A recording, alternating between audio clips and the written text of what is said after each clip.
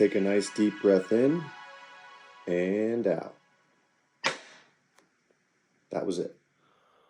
Welcome, everyone, to a new episode of the Expect Miracles podcast. Sorry for the long delay. I took a 6-month hiatus from the show, had a lot going on.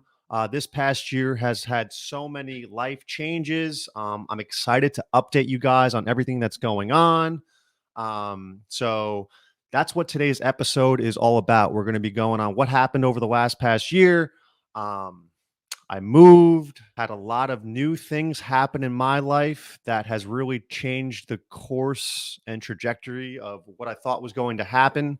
A lot of unexpected things happened, and for the most part, I think it's shed a new light on how I look on life, and I'm excited to share with you guys everything that happened and what's been going on. So, one of the biggest things that happened here is today's podcast episode. I wanted to go over why I moved to Florida, life updates, and what the future is going to hold as far as upper cervical chiropractic goes, what this podcast is going to be about. And I appreciate everyone who's taken this journey with me, who's been listening over the past 5 or 6 years. It means the world to me. Love your support. If you guys know anybody with an amazing life story, any doctors that are doing really great work outside the traditional medical realm, I would love to interview them. You can tag them in the comments below or send me their name. Always looking for new, exciting guests on the show. Let's start it out here. Why did I move to Florida? So, in order to answer this question, I think we have to backtrack a little bit on graduating from chiropractic school in 2017. Now, when I graduated from chiropractic school, upper cervical chiropractic was the only thing I wanted to do, all I thought about.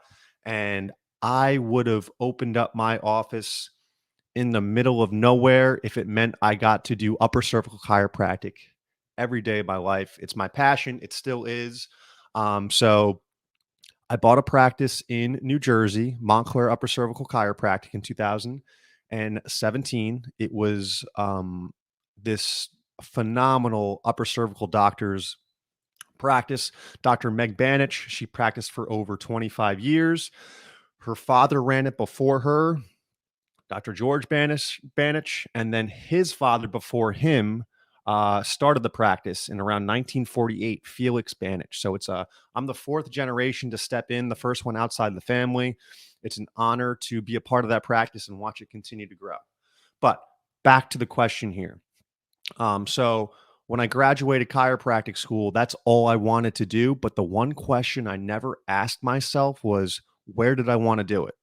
Like I said, I would have opened up in the middle of the country, a different country, if it didn't matter. As long as I got to do upper cervical chiropractic, that's all I wanted to do starting out. I hit the ground running. I opened up in 2017. We started and we were really busy. There was not a lot of Blair upper cervical chiropractors in the area. As some of you know, there's only 2 in New Jersey. So once we opened, we hit the ground running. We were very busy. I was living my dream, being an upper cervical chiropractor in my own office and just adjusting people, as often as I could. I even opened up a second practice about an hour south of me down the shore where I grew up, and I was seeing people on Sundays. And after about a couple years, I burnt out. I was doing I was doing this almost every day of the week. If I wasn't doing it, I was doing podcasts and marketing, and it just took its toll on me, so much so that I threw my back out 3 or 4 times where I couldn't even get out of bed. I was bedridden for a couple days because of the constant bending down and checking patients. And if you've seen the adjustments, you bend over pretty far. So seeing 40 to 45 people a day doing that.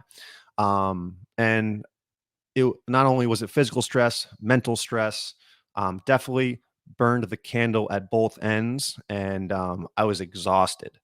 And so one of the most amazing things that happened to me after that, I believe I was in practice for about 3 years, which I'm going to do another episode on this. I met my wonderful wife, Pri, in Brazil. And, that changed the the course of my life completely. She was such a godsend to me. She's made my life better in so every which way possible. And I'm going to do another episode on how we met in Brazil because it was um, very serendipitous. Wasn't expecting it at all. I've had a lot of amazing things kind of fall into place in my life when I'm least looking for it, and I think that's the best way it comes. But after I met her, I started to realize, there's more to life than just upper cervical chiropractic, and just adjusting people every day. And I realized that there wasn't a good balance in my life, a work life balance. And there was what I like to call zero soul fulfilling activities in my life, some things that I need to stay balanced. And I am, if you know me, I'm a beach person. I need to be by the beach. When I jump in the ocean, I'm a completely different person when I walk out. It really helps me balance out. And you know, 4 years into practice, I was always anxious. I was emotionally stressed.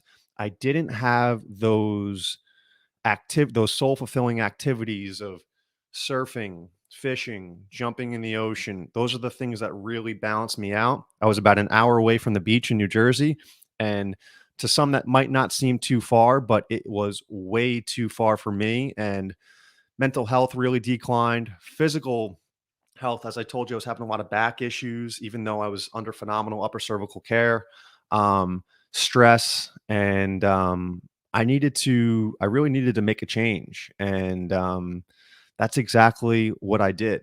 And so, one of the things that always stood out in the back of my mind was, which is one of the biggest reasons I moved down here, was my parents had their dream together was to retire at the age of 60 and live on a golf course. My dad used to love to golf. He would golf every day if he could. But they wanted to wait until they retire, move to a golf course, and start creating and living the life they wanted. Now, when I was 16 years old, my dad was 48 at the time. Woke up one morning, he was doing his morning exercises and had a pulmonary embolism right in front of me. Didn't know what to do. We called the ambulance. The ambulance came about 10, 15 minutes later, took him away, and my dad was the perfect bill of health. No health issues, exercised every day, big, strong guy. Didn't think in a million years when they wheeled him out in the stretcher that that would be the last moment I ever saw him. And, sure enough, we got to the hospital. There was a nurse waiting for us outside. They said, your dad had a pulmonary embolism. He passed away. Huge shock to me and my mom. He was literally here at 8 a.m. and by 10 a.m. he was gone. And that really, changed the way I look at life. It made me grow up a little bit faster, had to change my priorities. At the time, I remember my mom, we were sitting on the couch that night he passed away, and she's like, what are we doing now? What do we got? What do we do? My dad was the provider for our family. So in I feel like in that instant, I really, woke up and grew up a little bit and, decided to step it up and do everything I could, and do as much as for my family as possible. At 16, there's not too much you can do, but, my mindset changed, grew up a little bit, and definitely got more mature overnight and took life a little bit more seriously than what I was doing before. Um, but anyway, yeah, so my dad passed away at 48, and my mom, which was this past year, my mom also very healthy. Um, didn't, you looked at her, she looked like the perfect bill of health, didn't really have anything going on. She would get, her yearly physical exam.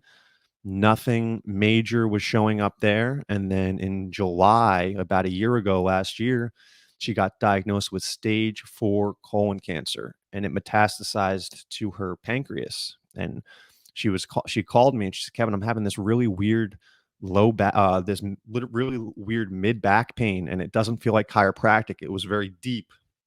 And I told her to come up to the office. We would adjust her. Nothing was really taking the pain away. Went on for a couple weeks until the pain got so severe that we she went to the emergency room, and she was diagnosed with stage 4 colon cancer. And by the time we caught it, it was way too late. She was actually about to start chemotherapy one week, and the week she was supposed to start, her health declined tremendously, and we didn't even get to do the chemo. And she passed away a couple months after the diagnosis. It really changed. At the time, I was still living in New Jersey, and I was thinking to myself, my dad passed away at 48, my mom passed away at 60. They didn't get to live their dream because they waited for retirement. And that's great. You know, it works really well for some people, but it made me realize we don't have the time we think we do.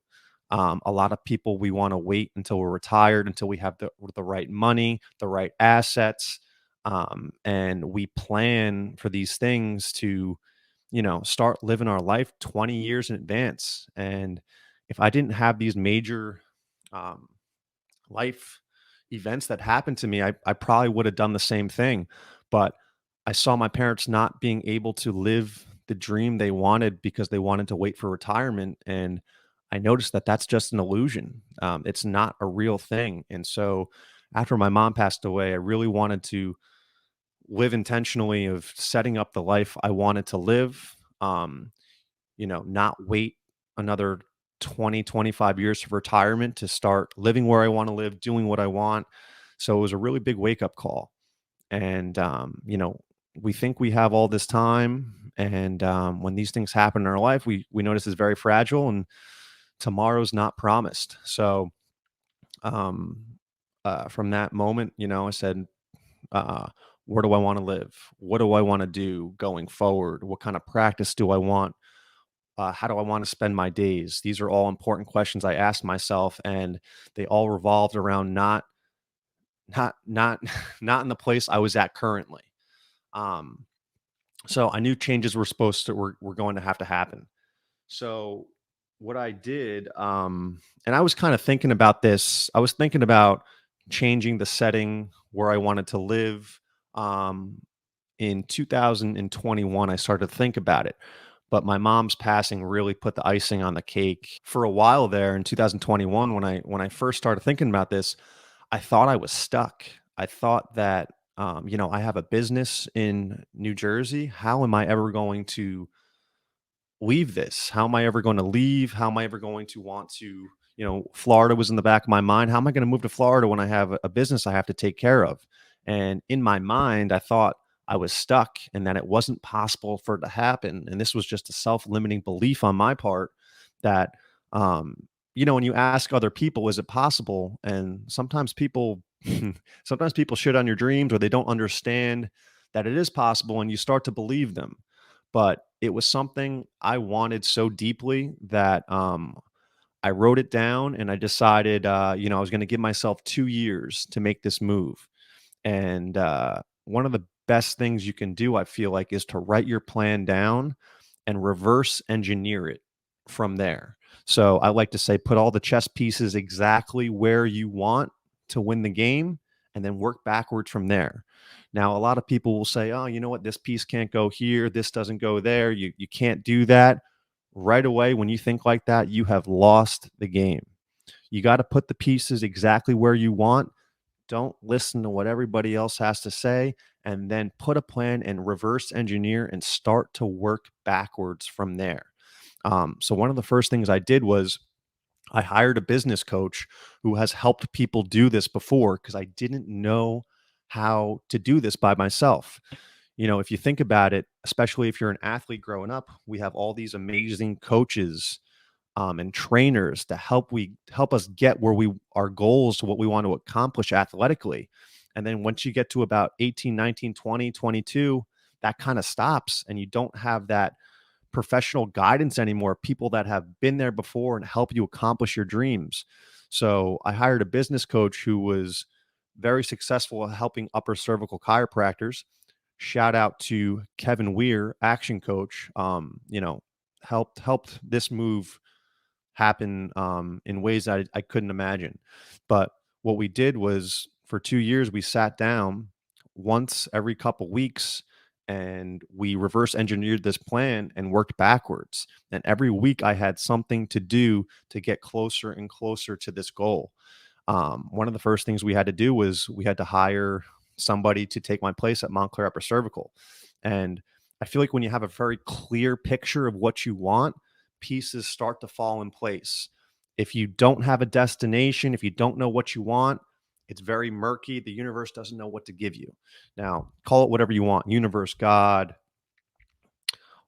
some attraction to bring things towards you. If you don't have a destination, the world doesn't know what you want. So if you write it down very clearly, you'll see a lot of amazing things just start to pop up and fall in place into your life that wouldn't have been there if you didn't know which way you wanted to go. So the first person I reached out to was Dr. Jeff Scott, who is our clinic director at Montclair Upper Cervical right now. Phenomenal upper cervical doctor. But when I texted him at the time, he already had a chiropractic job and he wasn't looking to leave his job. And so I texted him and he said, "No, thank you, Kevin. I'm happy where I'm at right now." And I just said, "Jeff, best of luck. Thanks for getting back to me. If anything changes, let me know." And then I interviewed two or three other doctors that seemed to not be a good fit for the practice. And I didn't want to just get somebody in there just for the sake of getting somebody in there. I wanted them to be very good. So, you know, don't jump on the first person or thing that comes into your life. Make sure it resonates with you and it's actually going to let your goals and dreams be achieved. If I hired the wrong person there, this wouldn't have worked. If I just hired the first person or second person I interviewed, it wouldn't have worked.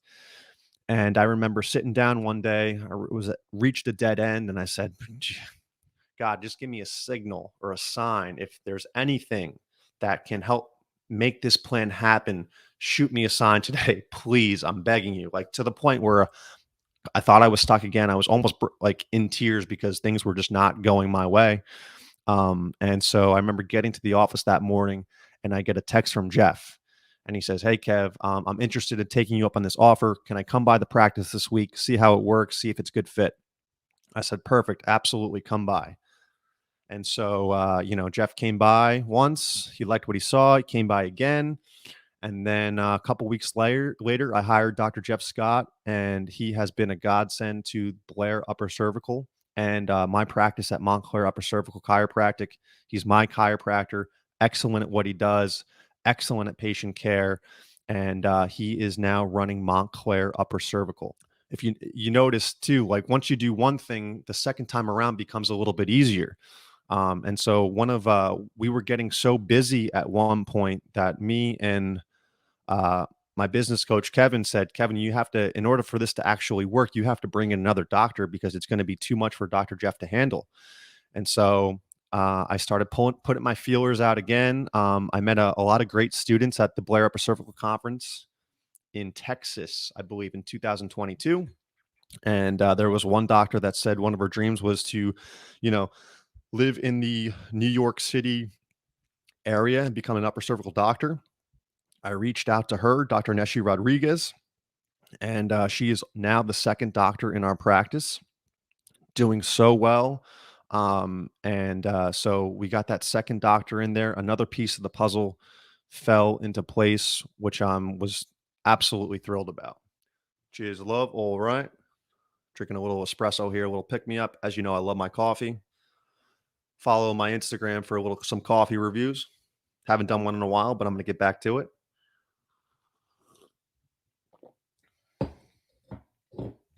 Yeah. So again, write those dreams down, work backwards, reverse engineer everything until it's really grounded in concrete of what you want to happen. And don't forget, you can write this down, but if you don't take any action, there's going to be nothing that's going to change in your life. So you have to take massive action to actually make these dreams come into fruition. Yeah, Dr. Neshi joined us. She joined us in March this year, and there's things that you can't control either, things that are out of out of out of your hands. My plan was to be in New Jersey for another until January 1st. I wanted to spend a whole nother year in my practice to get it ready. And I asked my landlord at the time to extend my lease in my house. And he said, Kevin, I can't extend your lease because January is not a good time to, you know, have people look at houses. I want to have somebody in the house for the next school year. I want because a lot of people start looking in the spring and in the summer, and I want to have somebody in the new house by the next school year. So he extended my lease about 1 month. That's the best he could do. So as soon as I heard this, me and my wife hopped on a plane to Florida and we started looking at houses. And we, got a couple connections. We had a really good realtor, and we flew in on Thursday, and we closed on a house on Saturday, which was unbelievable. We saw about 10 or 12 different houses in about 2 days, and found the house we wanted. It was a dream house.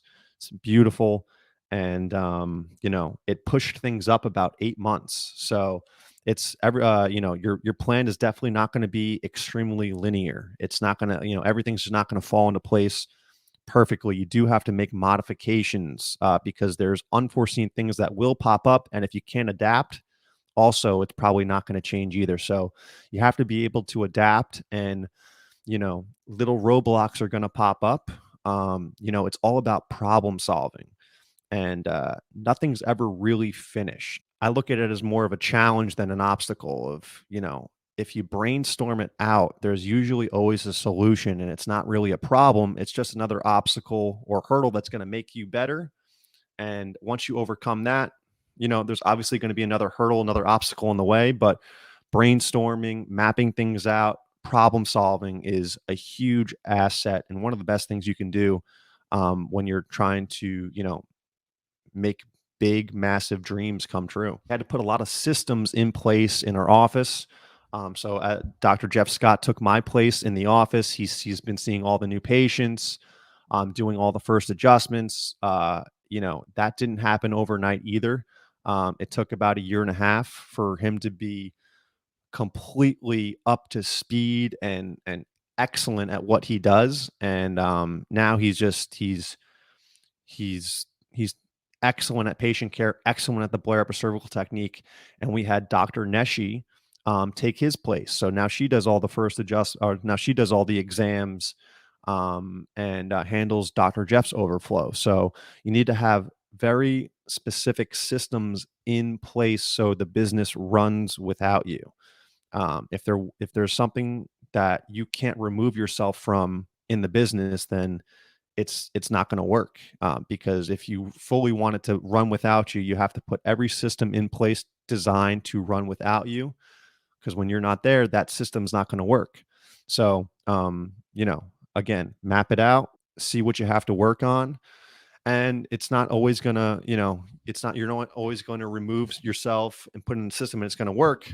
It's going to be a lot of trial and error until it does work. So patience, that's why, don't be too impatient when it comes to this. Just because you have an idea and it's not going your way, and you want it to happen in a year, it might take 2, it might take 3, it might take 4. You got to be patient and make sure it gets done right, so down the road you're still able to do what you want to do without your business, or without you being in your business.